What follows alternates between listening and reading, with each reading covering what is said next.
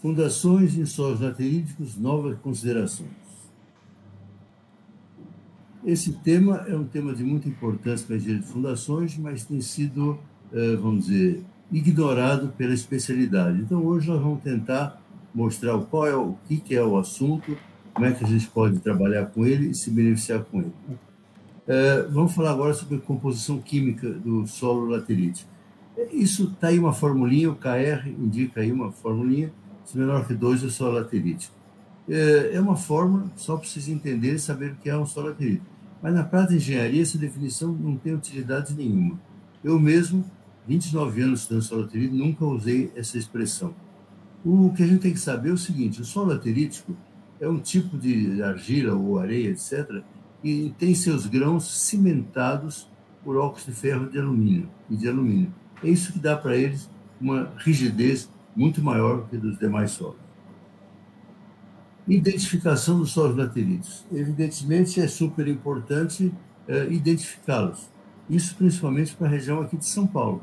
Porque no Nordeste, por exemplo, que eu tenho feito muitas obras no Nordeste, lá existe a formação barreiras, que já é sabidamente composta por solos lateríticos. Quer dizer, os nossos colegas do Nordeste sabem perfeitamente o que é que o solo deles é um solo laterítico, mas infelizmente não tem tirado nenhum proveito desse fato. Bom, então aqui em São Paulo, vamos basear na sondagem SPT, ou melhor, SPTT, que a gente sempre faz, é obrigatório. E como é que eu identifico se o solo tem jeito de ser laterítico ou não? Principalmente pelas cores. Os solos lateríticos são... costumo ter algumas dessas cores, às vezes todas, às vezes uma ou outra, mas sempre tem vermelho, amarelo e cinza. Então, às vezes tem vermelho e amarelo, às vezes tem amarelo e cinza e tal, mas essas três cores, pelo menos duas, estão sempre presentes, né? E outra coisa, em sondagens muito bem feitas, como, por exemplo, a sondagem da ENGESolos, eles, quando observam alguma coisa, eles põem lá uma notazinha, uma observaçãozinha. O classificador da ENGESolos faz isso, provavelmente nem está sabendo por que faz, mas ele faz um dado a mais. E ele põe lá na sondagem, muitas vezes tem lá, presença de concreções de limonita. Ora, essas duas informações, para mim, são suficientes para eu já deduzir que aquele solo é laterítico. Claro que eu não vou ficar contente com isso, vamos fazer outras investigações, mas isso aí, tendo essas duas características, o solo quase 100% de certeza é laterítico. Agora, o ensaio laterítico mesmo, e a classificação de solos tropicais, é feita a maneira mais reconhecida para essa classificação, é o trabalho de Nogami e Willibor, 1981, que permite classificar os solos tropicais e, consequentemente, identificar os solos lateríticos. É uma referência, eu acho que o ensaio mais importante para identificar um solo laterítico na prática da engenharia é o ensaio MCT. Porém, é um ensaio um pouco demorado, um custo relativamente alto, etc. Então, para isso, o Ignatius, outro colega do IPT também, desenvolveu um índice chamado Índice de Ignatius, em que ele pega os dados do ensaio de Proctor normal, feito com reutilização de material, e ele mede a inclinação relativa do lado seco, e define aí o parâmetro L, conforme a formulinha que vocês estão vendo aí. Se o L é maior que 0,3, o solo é considerado laterítico. Ora, eu acompanho isso desde que o Inácio começou a desenvolver essa metodologia, e eu digo sempre que todas as vezes que eu testei e confrontei com outras maneiras de avaliar se o solo é laterítico ou não, deu certo. Então, eu acho que é um índice bastante confiável, né? Bom, aqui são os dois ensaios que normalmente deverão ser feitos no caso de solos lateríticos. O SPT, SPTT, isso é comum, obrigatório para qualquer tipo de solo, e os ensaios cross-hole. O ensaio cross-hole é o segredo para identificar e trabalhar e dimensionar fundações com solos lateríticos. O SPT, como todo mundo sabe, é usado frequentemente, etc., por toda a engenharia de fundações se baseia no SPT. Mas, se o solo é laterítico, e o indivíduo que trabalhar só com o SPT, ele vai levar a fundação vai ter um custo 3, 4 vezes maior do que o necessário. Então, não tem cabimento isso, é um absurdo. Então, solo laterítico é obrigatório que se faça ensaios cross-hole ou outro tipo de ensaio, pode ser downhole, etc., e nós vamos ver mais tarde, os colegas vão falar um pouco sobre isso, mas são ensaios que objetivo determinação de G0. Esse que é o importante. Importante é conhecer o G0. Ora, eu diria para vocês o seguinte, muitas vezes o pessoal estranha projetos que a gente faz, etc., na região do Nordeste, tá? Um custo muitíssimo menor do que o que os colegas fazem por lá. Então, o pessoal fica estranhando, às vezes não acredita muito, etc. Agora, tudo isso é porque nós trabalhamos com o G0. O G0 é uma propriedade dos solos fantástica. Então, como digo aqui no final desse slide, não há nenhuma mágica envolvida, apenas a aplicação desses conhecimentos adquiridos nos últimos 29 anos e que têm sido aplicados com sucesso em dezenas de obras. É uma realidade que muitos engenheiros até hoje insistem em ignorar. Ora, se ignoram, aí não adianta. Vamos lá. Já o professor Harry Poulos, na minha opinião, o maior engenheiro de fundações do mundo, que projetou, inclusive, o edifício mais alto do mundo, que é o Burj Khalifa, em Dubai, com 828 metros de altura, e também é o autor do mais respeitado e atualizado livro sobre fundações de edifícios altos, esse Tall Buildings Foundation Design, de 2017, onde, para minha alegria, o meu método de capacidade de carga de destaques com base no SPT é recomendado pelo professor Poulos. Poulos considera ser G0 um parâmetro de extraordinária importância. Não é o Luciano agora, é o Poulos. Porém, a especialidade está longe de reconhecer essa realidade. Em palestra patrocinada pela BMS, proferida há alguns meses, o professor Poulos enfatizou que o mais importante no projeto de fundações é a caracterização do solo e avaliação dos parâmetros. O Poulos diz claramente, não é o método, está dimensionando fundação por estado, Alck Veloso, Decurvo, não é o método que importa tanto. O que importa mesmo é a caracterização do terreno, propriamente dita, no caso, nesse caso, a identificação do solo laterítico e a avaliação dos parâmetros. Feito isso, mais de meio caminho já está andado. Em correspondência que ele me enviou em abril de 2018, mencionando as contribuições que ele tem dado à engenharia, o Poulos fala assim, olha, eu sou um fã do uso de G0 porque ele reflete as imperfeições geológicas das rochas e do solo, in situ, e é possivelmente o mais fundamental parâmetro geotécnico de rigidez para um geomaterial. Bom, isso aí, o Poulos falou, acho que para mim não tenho nem mais o que discutir. Eu já pensava nisso, né, com as opiniões dele, etc. Durante a minha vida profissional, 3 obras, pelo menos, se tornaram campos experimentais de fundação. Por quê? Porque o pessoal só sabe que eu gosto de fazer investigação, de pesquisa, sempre que possível eu gosto de fazer. Então, o pessoal do IPT, o pessoal, outros amigos, etc., Escola Politécnica, né? Vem lá e, Luciano, tem uma obra assim no momento que eu estou precisando fazer tais, tem? Vamos lá. Então, o edifício Rimini, de 1992, foi o primeiro dos meus projetos de rotina, é um prédio normal em Moema, com 25 andares mais ou menos. Eu já fiz lá por essa mesma empresa construtora, já tinha feito uns 20 prédios lá, tudo mais ou menos, fundação mais ou menos parecida, e em 92 virou um campo de prova. O Zé Maria, que está junto conosco nessa apresentação, um dia falou, Luciano, tem uma obra que tem assim, queria tirar os blocos, fazer ensaios, argilas rijas, porosas, tem ali, foi lá.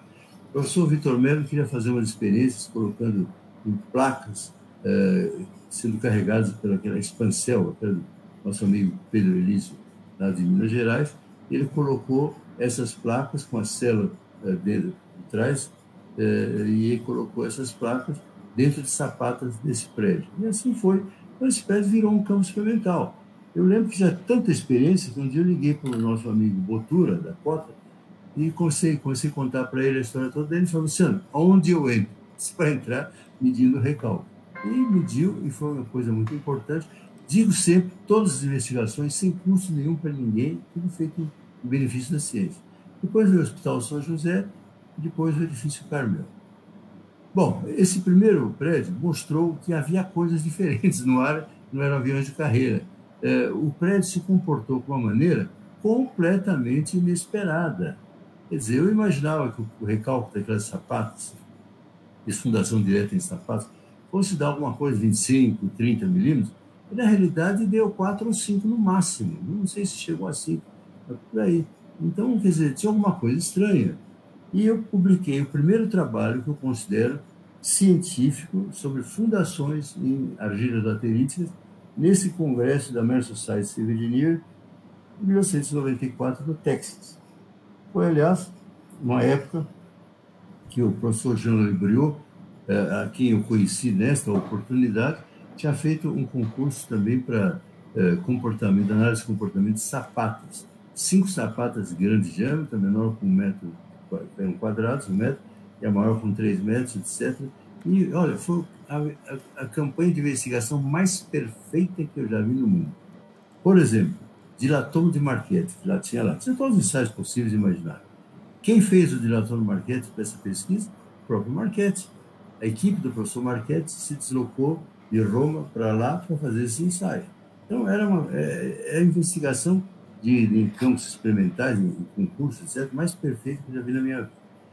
Muito bom. Então, aí saiu esse trabalho. Depois veio a Beneficência Portuguesa, já no final do século passado. Eu escrevi um livro, está aí, Fundações e Solos Lateríticos, Relatório da Pesquisa Geral. É um livro de tem poucos volumes. Esse livro não existe mais, poucos volumes no papel. Mas em via eletrônica, esse livro existe. Se alguém se interessar, a gente pode até providenciar. Via eletrônica. Tem como dizia o Terzaghi, não só o Terzaghi gostava muito de ler os trabalhos, mas que tivesse os dados que levaram os autores a concluir aquelas coisas. Porque, naturalmente, ele confiava mais no taco dele do que no autor que ele estava lendo lá. E, com certeza, né? Era o mestre, o criador de tudo, né?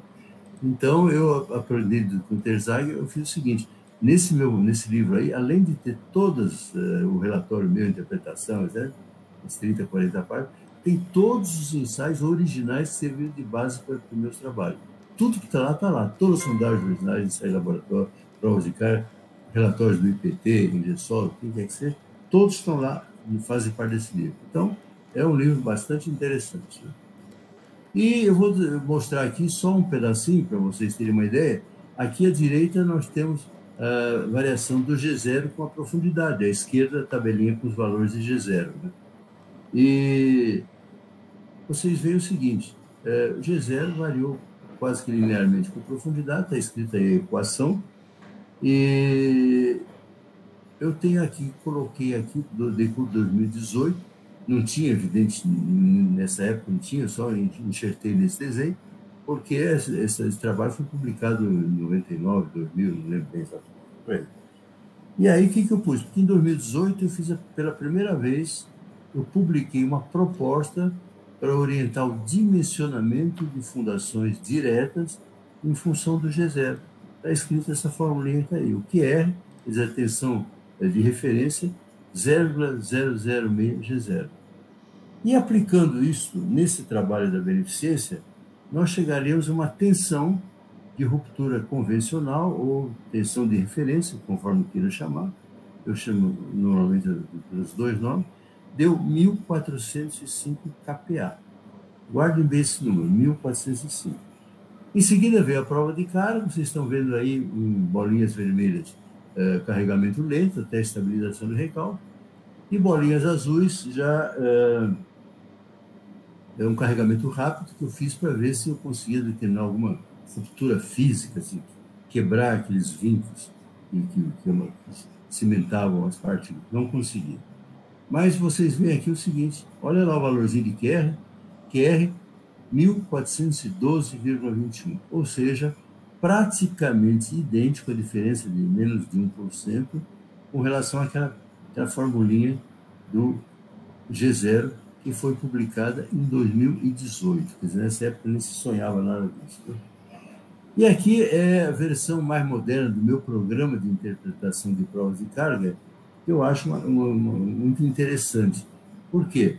Porque o programa, eu dou o valor do NSPT e ele, utilizando uma formulação que eu tenho desenvolvido, e vamos abordar aqui rapidamente, para solos não lateríticos, ele dá qual seria o recálculo daquela sapata, que no caso aí era um bloco, se não me engano, de 1 por 1, uma coisa assim.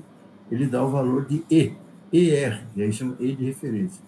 Vocês estão vendo aqui ali na coluna de baixo, pegar 1% e 0,5%, nós chegamos lá uma relação entre E e R, E é deduzido da prova de carga que está sendo feita naquele instante. E R é aquele que é calculado usando os critérios de dimensionamento que eu uso, como digo, vamos ver mais tarde. Ali deu um pouco, quase 2,14, 2,138, 2,14 praticamente. Certo? Significa o quê? Que o fato desse solo ser laterítico permite que se coloque, vamos dizer, para o mesmo recalque, se coloque tensões 2,14 vezes maiores do que aquilo que a gente está acostumado. Então, aí já estão vendo aí um número. Nesse caso da beneficência, uma obra muito bem estudada, 2,14 vezes. Esse é o benefício só por causa do solo ser laterítico. Não, o solo da beneficência não tinha uma característica interessante, que é um coeficiente de complexidade intrínseca mais baixo. Também ele não tinha, por isso que foi só em torno de 2 vezes maior o módulo. E há casos que isso é muito maior. Né? O edifício Carmel foi a última obra nossa que virou campo de prova. Foi uma obra de rotina da Grota Construtora. E também depois eu comecei a fazer o prédio, etc. Daí comecei a investigar, porque era só laterite também, investigar, etc. O pessoal do IPT, um monte de gente amiga, etc. Foi lá fazer ensaios e acabamos, aqui os que estão junto comigo, o Zé Maria, o Pena, etc. Todos tiveram envolvimento nessa obra e os estudos que nós fizemos culminaram com 2 trabalhos publicados naquele último congresso da Austrália sobre ensaio de campo, alguma coisa assim. Então, essa é a última obra experimental. Eu pus aí só esse gráfico dessa última obra, porque é muito interessante. Ali no eixo X, a gente tem o Q sobre o QC, e no eixo Y, S sobre B equivalente. Recalque normalizado pela largura, e lá a carga normalizada pela tensão de ruptura convencional ou tensão de referência. Ora, essa linha vermelha corresponde à imensa maioria dos solos brasileiros. Se você não sabe o solo qual é, e não é calcário, quer dizer, grãos, partição de quartzo, etc., pode usar 0,42 para C, que vai dar certo. Agora, o solo laterítico, às vezes, tem comportamentos muito diferentes. Não só não é uma curva como essa aí, muitas vezes é uma reta, ou uma curva com inclinações muito diferentes. Então, aqui, por exemplo, vocês estão vendo o seguinte, essa do Carmel está em vermelho, quer dizer, ela já corresponde a uma faixa de tensão 0,4, da tensão de ruptura convencional, quer dizer, com esse seguro da ordem de 2,5, ela já está com valor de C da ordem de 0,2. Ou seja, além de ter um aumento na tensão de ruptura convencional, que tem também uma diminuição muito grande no valor de C. Então, o comportamento dessas fundações passa a ser várias vezes melhor. Né? Nós vamos ver um exemplo mais a seguir. Aqui, em homenagem ao Urbano, me convidou a fazer essa palestra. Muitos anos atrás, ele me mandou uma prova de carga no hélice contínuo. Eu aproveitei, peguei a sondagem, etc. Aí uma sondagem da Engesolos. Se vocês olharem, está escrito lá em cima argila, sultose, mole, amarela e cinza. Lá mais embaixo, vermelha, cinza e amarela, etc. E ali, num cantinho aqui com concreções de limonita. Com concreções de limonita. Ou seja, é um solo, sem dúvida nenhuma, uma argila laterítica. E aí eu peguei a forma de Cury e Quaresma, usando valores não só de NSPT, como também o N equivalente de derivado do torque, e cheguei a uns valores de beta-L, que é o beta que eu tenho que usar para majorar o cálculo que a forma de Cury e Quaresma dá, porque a forma de Cury e Quaresma não vale para solo laterítico. Eu calculo como se fosse o solo normal e aplico esses coeficientes de majoração.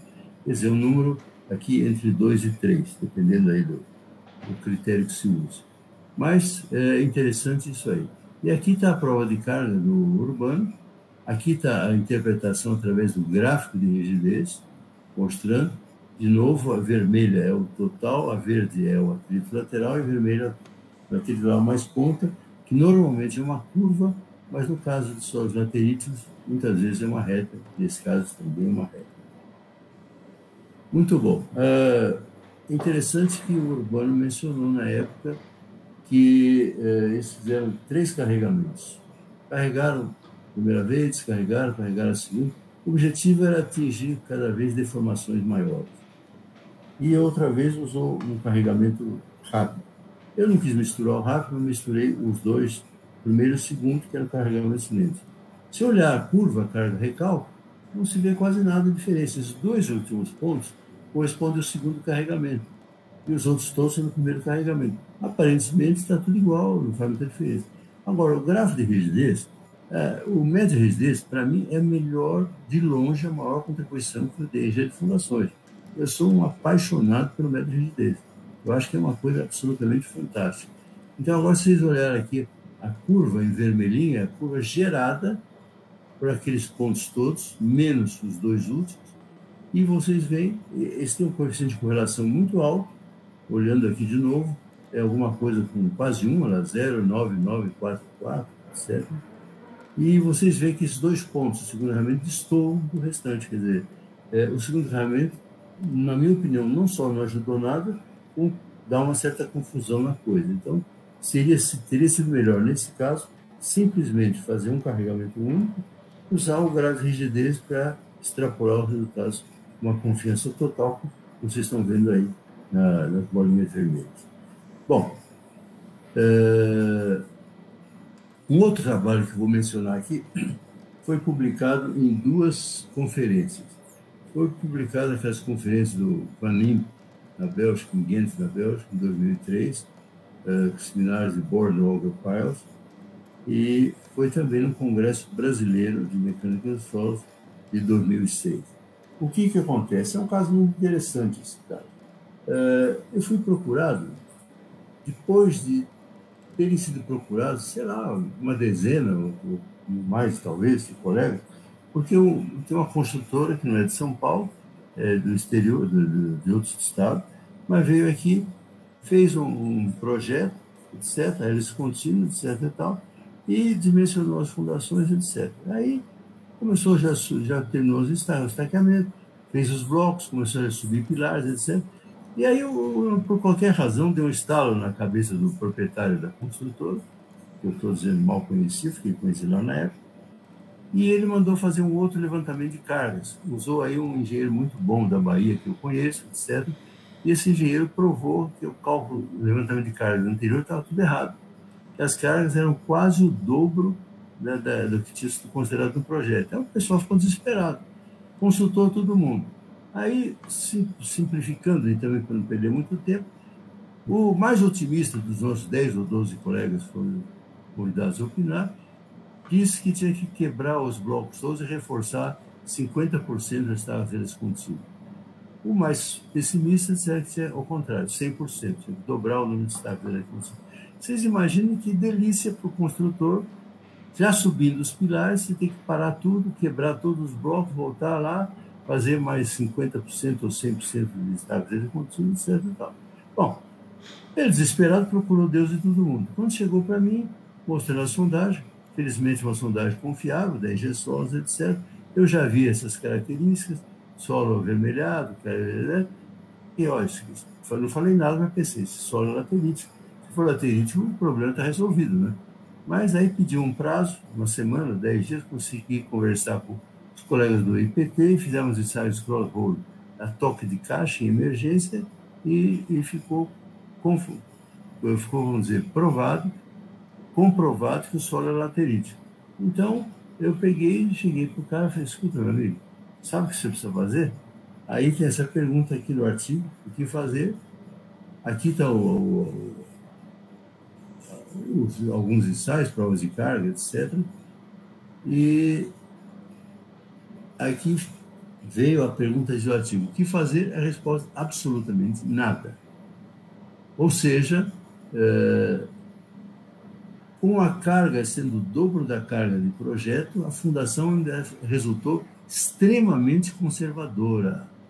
E aí, com a moral que eu tinha, que não precisa dizer que o cara ficou radiante, né? E chegou lá e pôs no céu, etc. Tal. Aí eu falei, olha, estou com a moral alta, é o seguinte, faça um medida de recálculo nesse prédio, uma curiosidade minha, honestamente não tem interesse nenhum, tal, mas faço, se possível. E aí, me agradecendo, fizeram. Só que quando chegou lá no final da obra, etc., cobrei, professor, se desculpa, mas não deu tudo errado, não conseguimos medir nada, etc., tal, tal, tal, tal.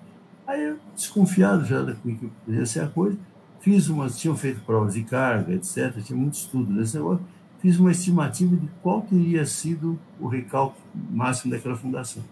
E aí cheguei a 1,8 milímetros. Ora, um recalque tão pequeno deixou os colegas que mediram recalque confusos. E então só chegou à conclusão que não estava medindo nada correto. Na verdade, estavam. Só que eles desprezaram tudo porque acharam que o recalque era ridículo. Mas a verdade era essa. O recalcou nada. Imagina uma fundação que muitos falaram que precisava dobrar o número de estacas, recalcou menos de 2 milímetros. Tudo bem. Bom, isso é o solo laterítico. Né? Dimensionamento de fundações diretas solos lateríticos com base nos ensaios SPT, SPTT e a palestra Milton Vargas, que eu fiz em 2017, percorrendo 10 cidades do Brasil, desde lá do norte do país até o sul, e passando, obviamente, por São Paulo, e eu apresentei essas formas, etc. Aí eu passei aí, eu expus na minha conferência Milton Vargas, vou passar rapidamente, como é que eu dimensiono fundações em solos comuns, que é uma conferência baseada numa palestra que eu fiz em homenagem ao professor Leonardo Zevaert, maior gerente de fundações da história do México. Eu fiz isso em 95, lá na cidade do México, e dividia os solos em 3 famílias: areias, argilas saturadas, solo tipo 3, e tudo que não é areia, não é argila saturada, eu chamava solos intermediários. Até brincava terceiro sexo, fica lá no meio, não é uma cor nem a outra, joga lá solo tipo 2. Ora, isso é um confronto brutal com alguns trabalhos de respeitáveis colegas nossos, principalmente da região lá de Brasília, etc., que costumam classificar os solos em 30 a 35 famílias. Então, tem uma areia muito siltosa, areia pouco siltosa, areia muito argilosa, pouco argilosa, mediana, etc. E, agora, primeiro, eu digo 2 coisas. Primeiro, essas classificações não interessam para nada. E segundo, se me perguntarem, humildemente, você não tem a menor ideia de como é que eu vou identificar se uma areia é muito siltosa ou pouco argilosa, não sei o quê, e o que isso vai influenciar na coisa. Se você precisar saber muito disso, só tem uma solução. Vai numa sessão espírita e convoca o espírito do Terzai para ver se ele descobre isso aí. Agora, o Terzai ainda está com outras ocupações maiores na vida, não vai se preocupar com isso, não vai vir aqui para atender essa bobeira, e também não serve para nada. Quer dizer, então, para mim, são só 3 tipos: areias, argilas saturadas, fio igual a zero, e solos intermediários. Muito bom. E aí eu não vou perder tempo aqui mostrando tudo isso, eu queria só mostrar aqui essa coluna da direita, só para vocês terem uma ideia. Em quilos centímetro quadrado, que é a unidade que nós, os mais velhos, gostamos de usar, para escrever, para trabalho e tal, tem que ser KPA, MPA, não sei o que lá, etc. Mas para o meu uso pessoal é quilo centímetro quadrado do solo. Então vocês vão dizer o seguinte, vou dar uma dica interessante. O valor da tensão de ruptura convencional, a tensão de referência de um solo, é numericamente igual ao valor do NDSPT para um solo intermediário. Se o solo for arenoso, vocês podem considerar que é 20% maior, e se for uma argila saturada, é 20% menor. Isso eu estou arredondando os números. Aqui a gente falou em 14, 0,96, 0,78. Eu já arredondo para 1,2 e 0,8. Então, isso é o meu processo. Está lá, aqui se interessarem, podem ir lá. Então, o que eu faço? Fazia na época, não tinha outra maneira. Dimensionava como se o solo não fosse laterítico e aplicavam com um alfa-L, quer dizer, um coeficiente de majoração, que a minha prática, a minha experiência, exame de, sei lá, 30 casos ou mais, eu não sei quantos eu tenho, é mais ou menos isso, varia entre um mínimo de 2 e um máximo de 3. Muitas vezes passa de 3, etc. Mas acho que, para ter uma ideia, 2 e 3 é um bom intervalo, e a prova de carga vai te dizer, na realidade, o que é. Mas nunca é menos que 2. Então, vocês vão dizer o seguinte: só o fato de vocês saberem o solo laterítico, você já pode construir uma fundação metade do custo do que se não fizesse essa consideração. Tipicamente, 1/3, porque o 3 é um número muito comum, etc. E às vezes até mais. Mas é por aí. Então, é muito importante isso. Bom, coeficiente de complexidade intrínseca, eu já disse lá anteriormente, o 0,42 é um valor que comporta muito bem para a maioria dos solos brasileiros, solos cujos grãos são constituídos por quartzo. De uma maneira geral, se for solo laterítico, eu pus uma recomendação aí de 0,28 até 0,42. Já tenho casos que são menores que 0,28, etc. Eu não posso pôr assim, entendeu? A prova de carga identifica isso, etc. E se somar uma melhoria do coeficiente de complexidade intrínseca e da tensão de ruptura convencional, vocês vão ver esse exemplo está aí. Isso não é caso de obra nenhuma, é só um exemplo numérico. Vocês pegarem um solo qualquer, uma sapata quadrada de 3 metros, e vocês pegaram o coeficiente de segurança da ordem de 2,5, ou seja, esqueçam que é igual a 0,4, coeficiente de complexidade normal dá um recálculo de 33,86 milímetros. Mudando esses parâmetros, eu vou começando a reduzir, até que se eu chegar a uma tensão de ruptura convencional, o dobro de um solo normal, que é comum em solo arenito, tranquilamente comum, laterítico, e um C 0,28, que não é tão comum, mas acontece, já tive vários casos, pode chegar a um recálculo de menos que 1 milímetro. Então, vocês estão vendo aí, a brincadeira tem uma diferença de recálculo entre um solo de comportamento normal e um solo laterítico, vamos dizer, caprichado, que tem um valor de C favorável e um valor de Q sub Q favorável também, você pode chegar a mais de 30 vezes menos recálculo. É um caso extremo, mas está aí para vocês terem uma ideia. Bom, outra coisa é o seguinte, aquelas fórmulas são muito boas, elas permitem determinar o que é. Então, também eu pus essa expressão que está aí, eu publiquei lá, não me lembro aonde, mas que é útil para vocês terem uma ideia, que é a relação para vocês estimarem o modo da cidade. Com isso aí, vocês, em cada ponto, vocês têm um determinado valor de recálculo, tem um S sobre B aí, etc. Aqui no caso, 0,5%, 2 casos notáveis. Coloca isso e essa correlação que vocês estão vendo aí é uma correlação praticamente perfeita. R2 igual a 1.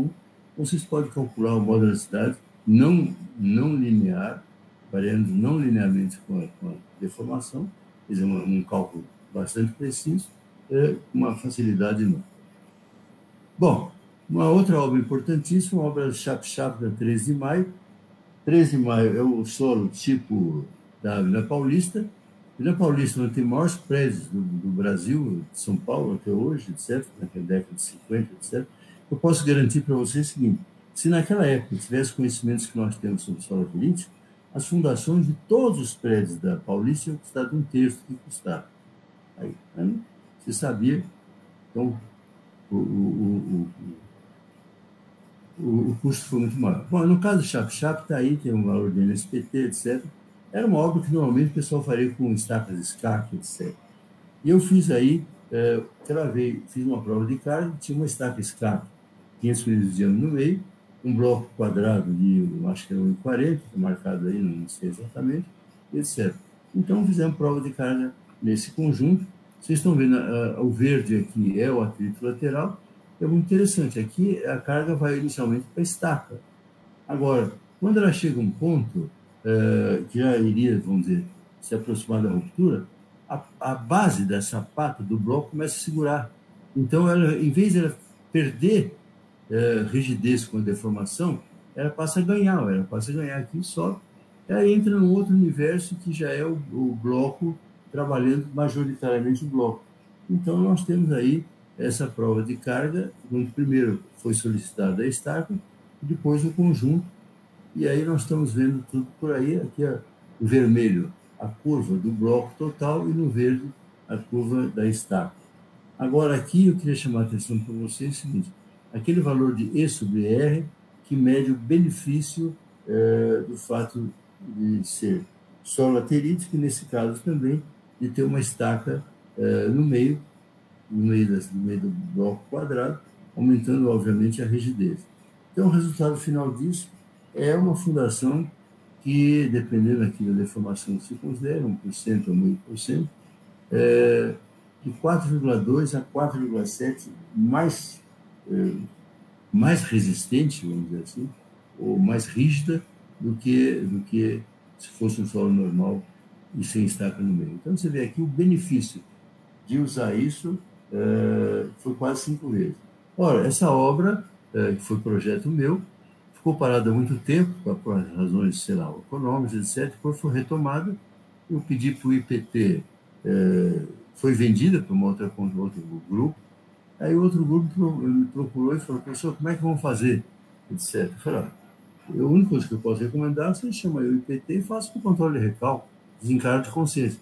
Não vai dar nada, a fundação está muito tranquila, mas aí vocês têm um número de segurança para vocês. Eles contrataram, o IPT fizeram, o recalque deu da ordem de 5 milímetros, coisa desse tipo assim, não lembro o valor exato. Mas um comportamento excepcional. Bom, agora vamos chegando já no final, nos anos recentes. Eu fui convidado, muita honra para mim, mais uma vez, fui convidado para escrever um capítulo de um livro em homenagem aos grandes engenheiros americanos. Essa foi uma homenagem ao professor Jean-Louis Briot, e o título do trabalho é Innovation, do livro, em Geotech Engineering. Quando o Jean-Louis me ligou e me convidando para fazer um artigo no livro dele, ele falou: Jean-Louis, além de estar felicíssimo de escrever um artigo para o seu livro, o tema do livro, para mim, é o que eu mais gosto, quer dizer, inovações. Eu quero mesmo falar sobre inovações. E aí está o livro dele, uma dedicatória muito carinhosa, o meu grande amigo Luciano, com quem eu tenho tanta coisa em comum, Jean-Louis. Então, bom, falo sempre de Jean-Louis, falo muito em Ferênios também, etc.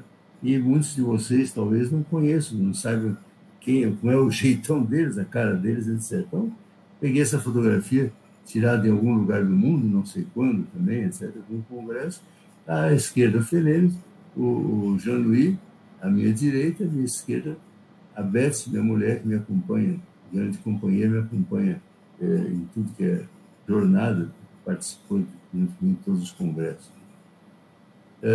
O meu trabalho nesse congresso aqui permitiu que eu criasse esse capítulo, Dimensionamento de Fundações Diretas Solateristas com base no Science Crossover. Repito, essa é uma coisa nova para o mundo, obviamente, mas nova para mim também, porque há 4, 5 anos atrás eu desconhecia esse assunto. É uma proposta de dimensionar fundações diretas com base em solos lateríticos, com base em G0, fundações diretas em solos lateríticos com base em G0. Eu lembro que quando eu escrevi esse artigo para o livro do Briot,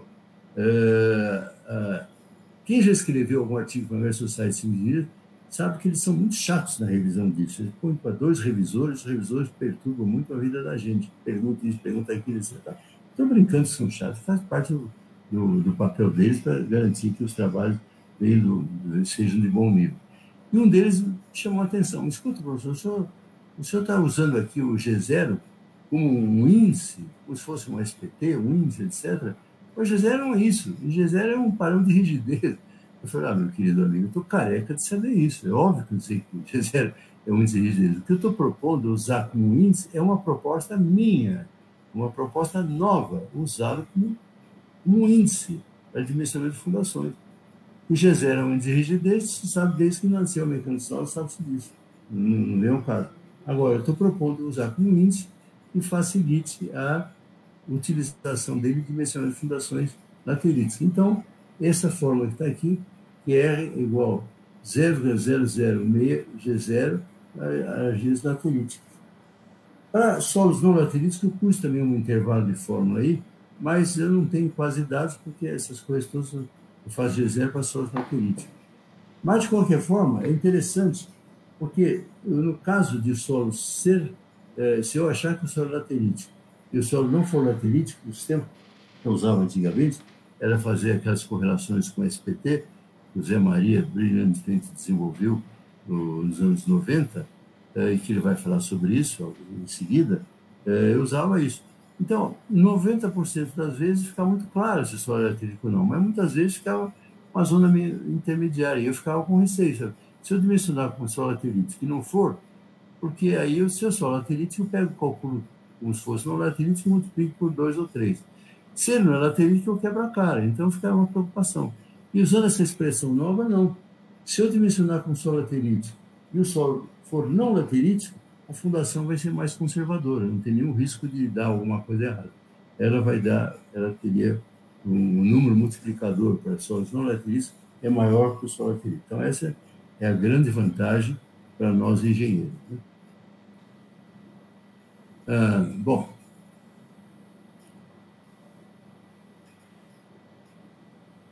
aqui estou voltando para trás, desculpa aqui.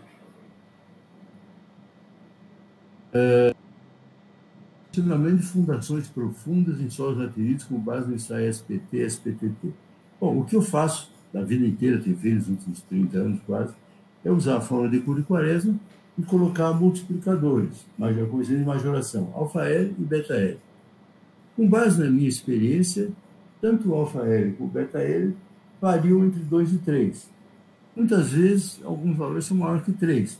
Mas veja bem, com prova de carga, etc., eu posso chegar à conclusão que são maiores que 3 se eu aproveito disso. Mas sem prova de carga, eu sei que está nesse intervalo. Agora, você já sabe, só se pegando o valor por baixo, 2, só o fato de identificar a solateria já pode dobrar a capacidade de carga das estáveis. Então, em outras palavras, reduzir o custo da fundação a metade. Então, não é brincadeira, não. Reduzir a metade só porque você identificou com o solo laterítico. Ou mais para 3. O 3 é um número muito comum também. Então, reduzir em 3 vezes, né? Então, essa coisa é muito, muito importante. Agora, eu peguei também, quem mexeu nesse assunto de solo lateríticos, capacidade de carga, estaca, então, de certa forma, foram pessoas que tiveram algum contato comigo. Por exemplo, o Eric Fabres trabalhou mais de 10 anos comigo, etc. E mora na região de Bauru e fez algum trabalho lá. O Paulo Abreu, de Brasília, também muito amigo meu, conversa muito comigo, fez a dissertação de mestrado dele sobre esses assuntos, etc. Tem lá muita contribuição minha que ele colocou na dissertação de mestrado dele.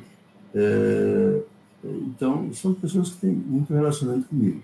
E o Berecilas Polido, nesse trabalho do Cobrança de 2016, ele, pessoalmente, não tem muita relação comigo, não temos um contato muito frequente.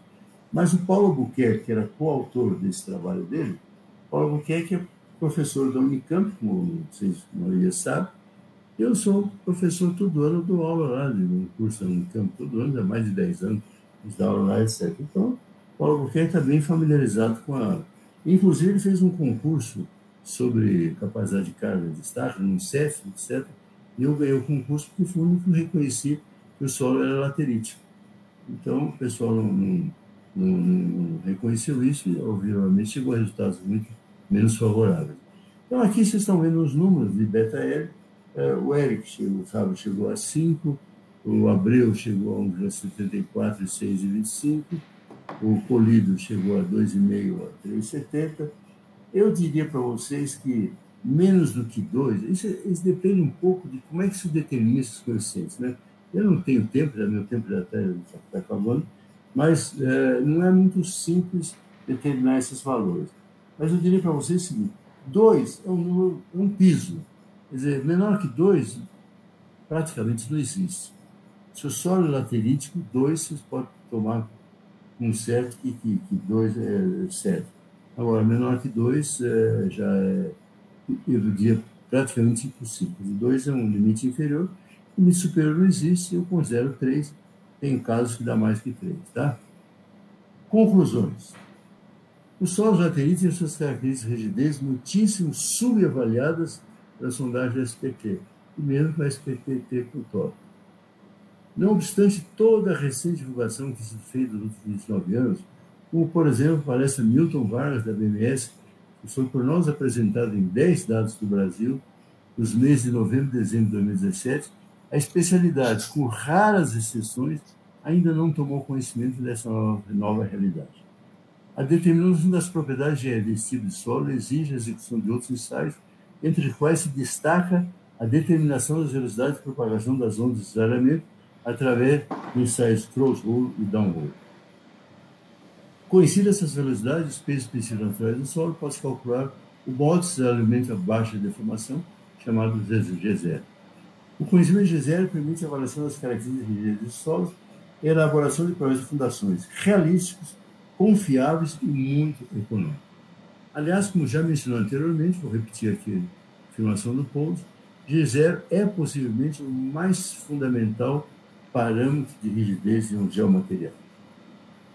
Finalmente, o último slide, eu gostaria de dirigir aos nossos amigos empresários, nossos contratantes.